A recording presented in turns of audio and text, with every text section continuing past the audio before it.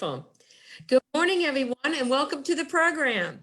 On today's program, I'm joined by Bradley Burnett of Bradley Burnett Tax Seminars in Colorado and Kansas. He's actually located in two areas. Good morning, Brad, and thank you for joining me this morning. Good morning. It's a pleasure to be here. Great. Well, I know it's early for you, and so thank you again for joining us and coming from the West Coast there. And it's a beautiful day here in Maryland, so hopefully it's the same out west. So, Brad, I know you'll be teaching a new course for us entitled Tax Deadlines and the COVID-19, the exceptions that can eat you alive. I gotta tell you, I just love the title. That is just like jumps right out at me. That was so clever. I really do enjoy it. So now, why don't you go ahead and give us a little bit of your background before we talk about the program itself? Thank you. So I was born and raised on a Great Plains, Kansas cattle ranch wheat farm. And but Sandy, ironically, I have one of the worst wheat allergies of anybody you'll ever meet. And so it was sort of like, it wasn't a good fit. And so I decided when I was very young, I was going to go to school and pay attention and actually graduate, unlike many of my classmates. And so I went and got an accounting degree and a law degree. Then I got a second law degree in taxation. I wanted to make sure I didn't have to go back to the farm. And that's been 38 plus years ago. Oh, wow. So you don't do any farming at all anymore, huh? No, but I'm happy to report my father is 87 and still alive and still, well, he's a farm landlord now, but I still go out there a bit. But it's pretty much, I've moved on to Denver, Colorado, and now I fight the IRS and help people with tax planning. That is wonderful. Wow.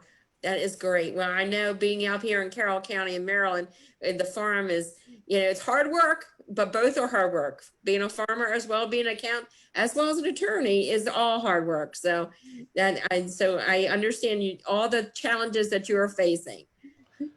If you can imagine this, my daughter, a farm kid's daughter, is out in Bethesda, and she's pursuing a doctorate in economics at American University. So we've come a long ways in a generation, let's put it that way. Totally different, totally different. Now, tell us about the program that you're going to be teaching for us next week. This program really caught my attention, when, of course, COVID hit, and then IRS decided to cut us a break and push out into the future a bunch of deadlines for us. But then I also noticed that IRS gave themselves a bunch of extensions for acts they would have to perform. And when they did this, of course, at first they pushed it out in piecemeal fashion. The president signed the Stafford Act on March 13, gave IRS the ability to put things off for up to a year. And so at first it was like a faucet that's just drip, drip, drip. It just leaked out a little at a time. And then IRS decided to open the floodgates, and it's like the spillway got opened wide open and then washed away part of the town. But the thing is, though, if you look at the detail on how they drafted it, it's like anything else in this COVID that, and I'm not throwing rocks at the IRS or blaming them, but it was written in a great big hurry and it's pretty patchy as far as the actual language. And so in order to really understand it, I had to read 150 pages of text. And so one night, it was about 10:30 at night, and my wife says, we need some sleep. And so I said, just a second, let me turn my computer on and see if anything changed here late today. And I looked and saw that they had tied in a revenue procedure from 2018 that said, these are things IRS can extend. That by itself is 139 pages long. And so about 2 a.m, I looked at my watch and said, wait a minute, a lot of time just passed. And so I put this course together first so that I could understand it. And then the more and more I dug into it, I thought there needs to be a course on this because, yes, some things got extended, but it's the ones that did not that'll kill you. And there are a bunch of those nestled here and there in the bushes, getting ready to jump up and bite us. Right. And I'll tell you, we are so focused as tax preparers on that July 15th, that was really the focus of everybody, that the April 15th was changed to July 15th. And we all thought, oh, okay, we got 2 more months of time to prepare tax returns. And of course, all of our clients said, oh, okay, I got 2 more months of dealing with this, so I don't need to have a rush. But like you said, we were just so focused on that July 15th date. There are so many other variables, as you stated, and other issues like NOL and so forth, that and corporations that, as you said, are in the bushes that we're not even focused on. So when you came to me with this program, I thought this was great, because we really are not being focused on all those other aspects.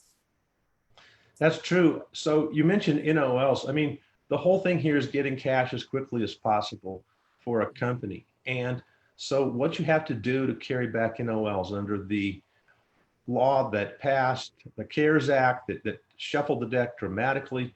And those NOL deadlines are not the ones, they're not July 15, they're very differently. And if you want your cash back quickly, those returns need to get priority. And so today, I'm just introducing you to this plethora of things. Now, beyond it, there's things like S elections, there's things like partnership 754 elections, there's things like protecting statute of limitations for refunds, where IRS gets more time, or we get more time, or we get more time later to go to tax court. I mean, it goes on and on. There are so many things, accounting method changes, and it's not what you think. And again, the outliers, and I'll give you an example of many, many in the course. If IRS sends a notice to somebody that says, we're making a mathematical change to your tax return, you've got 60 days, and that did not get extended. And like I say, Sandy, the more and more that I looked, the list grew and grew and grew of things that did not get extended. And I thought to myself, wow, this tax season really is a barn burner, in the sense that we have to protect the things expiring first. It's really much more to it than the July 15. That would be oversimplifying things dramatically. Well, let me just ask you a question. And I don't know if you packed your crystal ball with you this morning, but I'll ask it anyway. We saw the change with the PPP forgiveness. We just saw that change come down with the 7010, HR 7010. Do you think that, and as we continue to evolve, we continue to see changes? I mean, do you think that we're going to continue to see changes on reporting dates as well? I mean, because they just seem to be doing whatever they want to do up on Capitol Hill and making changes, by, overnight. So what do you think? Absolutely. They're going to have to change that form, that 3508 form, because now they've introduced this 24-week period. And I was looking at that late last night, early this morning. Just moments before class, I checked, and it has not been signed by the president yet. Probably will be signed as we speak. Right. That said, though, the existing form, the existing Treasury regs have to be changed. Right now, that form gives an end of October date, but that thing could be pushed all the way out till 2021. And so in my class, we're actually PPP could take over our lives for the rest of our lives. Oh, yeah. I'm actually going to sneak that in and talk about the deadlines that you have to meet in order to pass muster under that rule.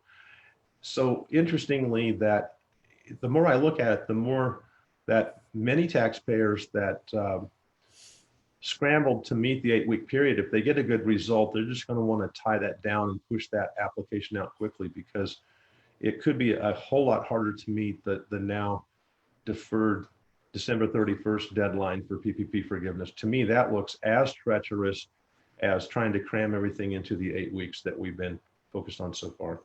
Well, that's great. I was wondering if you were going to be able to get that into the presentation, because you're right. It is going to be treacherous. And I think that's really is a really hot topic right now. So thank you so much for making that adjustment. And I'll tell you, Brad, I'm really looking forward to the program and the presentation. And just to remind everybody, it's going to be next Tuesday, June the 9th from 2 to 4, and that's Eastern Standard Time. And at the very low, affordable price of $100 for a 2-hour presentation. And it sounds like it's going to be jam-packed, and I'm really looking forward to it. Sandy, if I could Sure. introduce something that just popped this morning that I Sure. just wanted to throw in the hat. And who knows, between now and our course date, a few days out, there'll be more. But a couple of things.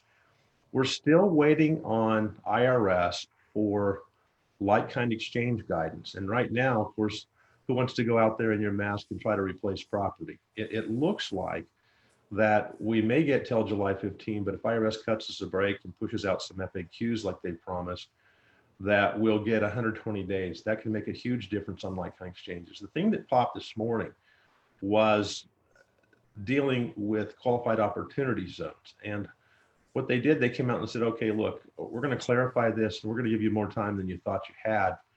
That 180-day replacement period, we're going to push that all the way out to the end of the year. And again, this is just a taste. I mean, we've got a solid program just chock full of these things. But if, Sandy, if you don't like it, wait about 5 seconds, maybe 3 seconds, and something else will pop. So we're going to be current up to the minute. And one of the things we're going to make available are practice checklists that are easy to reference. And also everything I do in the class, we have citations. I send you straight into the law. I give you the URLs. So the whole thing about this class is really, it's a roadmap into all the changes to make sure you're not missing a deadline. And also it's a roadmap straight into the text itself so you can check it out for yourself. It's all about saving time. Yes, and I'll tell you, yesterday we were on a webinar on one of what the speaker stated, which I thought was very interesting. He said, you know what, just as you said, you might not get something right now, but you might get something in a few minutes. And he said, there is always little golden nuggets in my presentation. And it sounds the same thing with you, Brad. It sounds like you're going to have some golden nuggets in there. And I think that's what everybody should be focused on. And so that is great. And it's super great. Yeah, it makes it easy. I think this is what I had to do as a practitioner to make sure I wasn't missing something. And I'm so glad I did.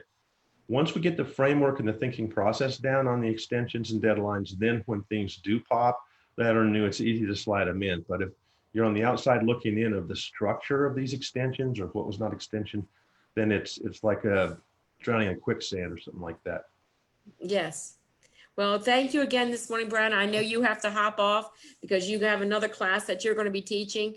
And I just really am happy to have you aboard and teaching for the society. I'm really looking forward to the presentation, and have a wonderful day, and we'll see you next week. Thank you. Pleasure's mine. Thank you. Okay, at this time, we're going to talk a little bit about some issues going on with the society. And yes, I'm going to answer Naval's question. Yes, I did see your little message pop up, Naval. So we're good there. So the first thing I want to talk about is many of our Maryland CPAs received an email yesterday from the Board of Accountancy about the continuing education tracking situation. And what this is that the society, as well as the board, as well as NASBA, has been working together to allow for the process of reporting your continuing education credits electronically. Now, if you recall, with the IRS, with enrolled agents, we report to the IRS the credits that it's earned by EAs. And we are now, this process with NASBA and the Board of Accountancy will be doing the same thing for our CPAs. So you should have received a notice in your email yesterday about this. So what this email is, it's giving you the authority for you to set up your file with NASBA and the Board of Accountancy. And you got a unique number in there, that a registration code. So this is something that you just can't do. You got to look for this email, because in the email is a registration code for you to use. And this is going to be like a 3-leg stool. So what's going to happen as MSATP offers education and the credits are earned, we are going to be reporting them to this tracking process. NASBA is going to be tracking all of the credits. So say, for instance, you have a license in Maryland and Virginia. So you have a license, so you report your credits to Maryland, you report it to Virginia.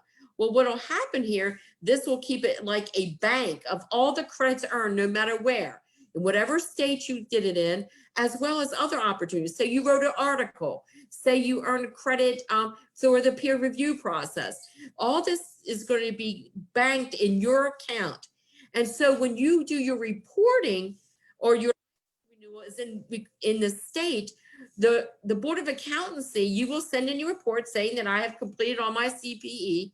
The Board of Accountancy at that point in time can just access your information and see everything right there, which is great because now the sponsors are sending in the information. The Board of Accountancy is compiling all the information from all the different entities. And now the state board in your license number is going in and can see what you have completed. And this is it's like an automated audit process. So right now, currently, you have, if you get audited, you had to send in your certificates, you had to send in verification that the person qualified to teach the class and so forth. This is all going to be automated. This has been something we have been working with the board as well as NASFA for at least a couple years. And I'm really excited to say this is now has come to a head, and we are now going to be moving forward.